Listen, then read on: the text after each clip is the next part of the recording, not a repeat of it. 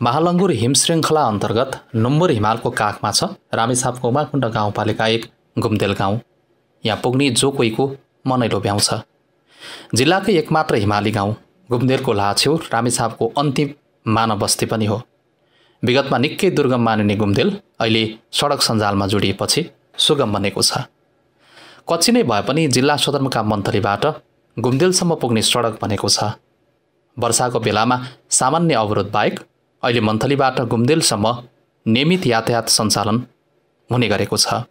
घुम्देल र लाछेउरको बीचमा उमातीर्थ मन्दिर छ। लिखु र हिमगङ्गाको सङ्गम स्थलमा रहेको यो स्थानलाई हिन्दू धर्मावलम्बीहरूले उत्तर काशी भनेर आस्थाको केन्द्र मान्ने गर्दछन्। उमातीर्थ मन्दिर दर्शनका लागि टाढा टाढाबाट मानिसहरू आउने गर्दछन्। मन्थलीबाट ठोसी चुचुरेको शिवालय बाम्ती हुँदै घुम्देल पुगिन्छ। यी स्थान पनि प्राकृतिक रूपले अति सुन्दर र मनोरम छन्। अहिले घुम्देलमा खाना बस्न कुनै समस्या छैन। घुम्देलमा राम्रै होटल तथा लजहरू छन्।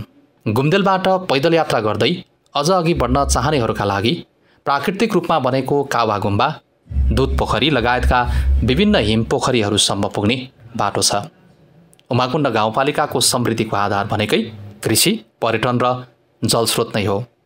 यो गाउँपालिकालाई धार्मिक, ऐतिहासिक र रमणीय स्थलले भरिभराउ गाउँपालिका मानिन्छ। धार्मिक तथा पर्यटकीय हिसाबले महत्त्वपूर्ण मानिने 5 पोखरी, जट्टा पोखरी लगायतका महत्त्वपूर्ण ताल तलैया प्रवेश गर्ने मुख्य प्रवेशद्वार यही गाउँपालिकामा पर्छ।